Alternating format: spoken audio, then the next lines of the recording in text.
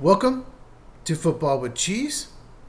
So in this video, been looking forward to this one, did a lot of research. We are going to break down the 5 teams that have underachieved the most, according to analytics, and the 5 teams that have overachieved the most.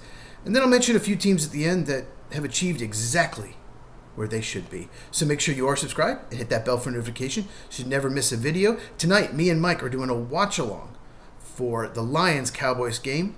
We're going to join about 15 minutes before the game starts, do a little preview. We'll talk about NFL topics throughout the game. Should be a lot of fun. And of course, the Lights Out podcast from me and Mike is every Tuesday night, 8 Eastern, 5 Pacific. Link in the description for both of those.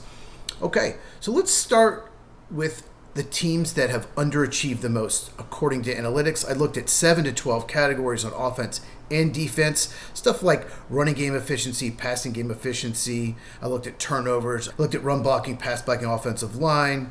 Just a lot of different stats. Of these 5 teams, they're in no particular order. So let's start with the 5 teams that have underachieved.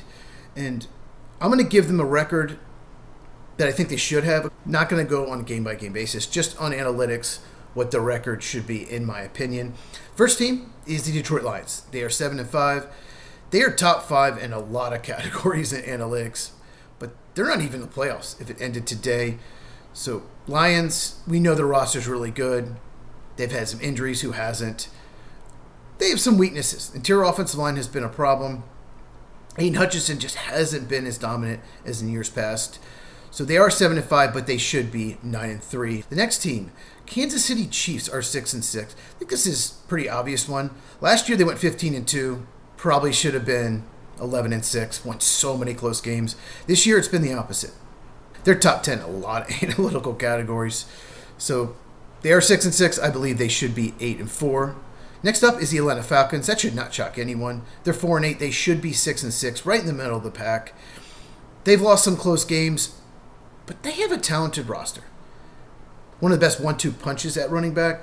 You got Bijan Robinson, Tyler Algier. They added a lot of speed and pass rush to the defense. Every loss for the Falcons helps the Rams because the Rams have their first-round pick next year. So that one did not surprise. This one shouldn't surprise you either. It's one of Mike's favorite teams. The Arizona Cardinals are 3-9. They should be 5-7. You could argue they should be 6-6. I'll leave it at 5-7. They've lost so many close games. I think of their 9 losses, 8 of them have been by 1 score. Absolutely gave the game away to the Titans. They have some flaws. They're one of the worst tackling teams in the NFL. I think 3 of the 4 publications I looked at, they graded the Cardinals as the worst tackling team in the NFL. So that's something they're going to have to clean up. But they should definitely be better than 3-9.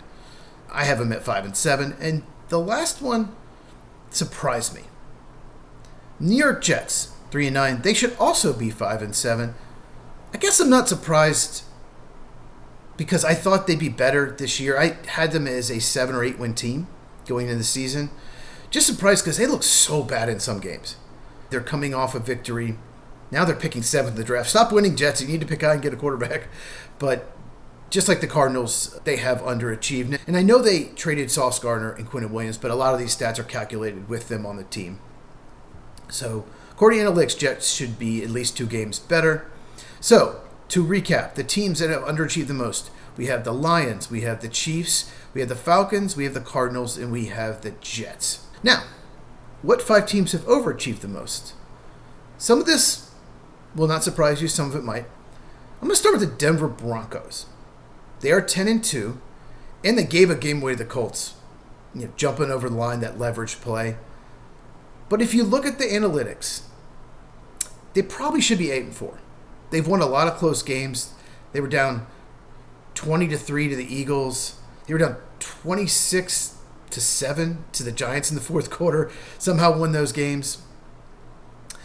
But they're still a very good team. They have such a good defense and a great offensive line as well. The next team that is overachieved is the San Francisco 49ers, 9-4. According to analytics, they should be around 7-6. They're about to have their bye. They haven't had that yet. Now, of course, that's calculated with no Brock Purdy for a lot of the season, no Brandon Ayuk at all. George Kittle missed time. So maybe they shouldn't be 7-6 if they were healthy, but they weren't. So This is all based on just games played so far this season. And it also doesn't take into consideration how easy or hard your schedule was. It's just the games played. So 49ers 9-4 should be 7-6. This next one also should not surprise you if you watch this channel. I've talked about this many times. Chicago Bears are 9-3. Analytics say they should be 6-6. And they played an easy schedule. Now, they started off losing their first two games. They have played better recently. Played really well against the Eagles. Eagles just were a disaster in that game. But the Bears are 9-3. They're currently the number 1 seed in the NFC. They will not finish there. But analytics says they're in the middle of the pack. They have been really good in some categories and really bad in others. Can't wait for the comments, Bears fans. They lose their mind when I call out their team for not being that good.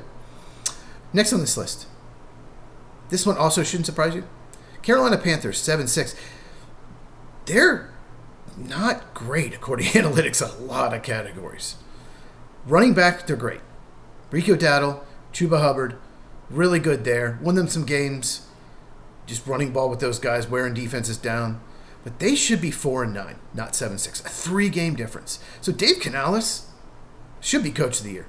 Probably not going to win it. If they make the playoffs, maybe he will. And this last team might surprise you a little, just because they've had a really good November. They started awful. The season looked like they were picking first in the draft, and that's the Miami Dolphins at 5-7. They should be 3-9, according to analytics. They don't have a very good roster. Mike McDaniel went from guaranteed to be fired to very likely to retain his job. And who knows, if they keep winning, if they go 8-9, he should be coach of the year, because that roster stinks. Tua throws interceptions like crazy, and Tyreek Hill's out for the year. Terrible offensive line, terrible defensive line. No corners that should be on an NFL roster. None. Practice squad level talent at corner. So Miami Dolphins at 5-7 should be in 3-9. Let's recap the 5 teams that have overachieved. Denver Broncos, San Francisco 49ers, Chicago Bears, Carolina Panthers, and Miami Dolphins. Doesn't mean the rest of the league has overachieved, underachieved, but I'm just going to mention a few teams now that have achieved right where they should be. Green Bay Packers, they should be 9-3. They're 8-3-1. Yeah, they're right where they should be. Philadelphia Eagles, Buffalo Bills, 8-4.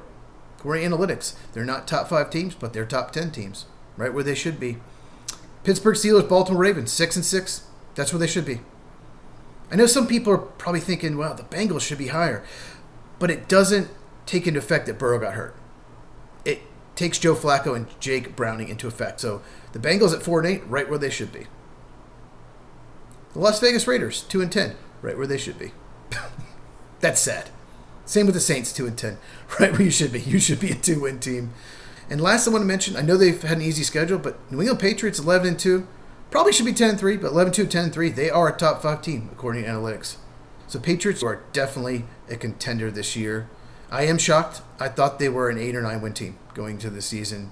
Most improved team in the NFL by far. Okay. Once again, Lights Out Podcast every Tuesday night, 8 Eastern, 5 Pacific.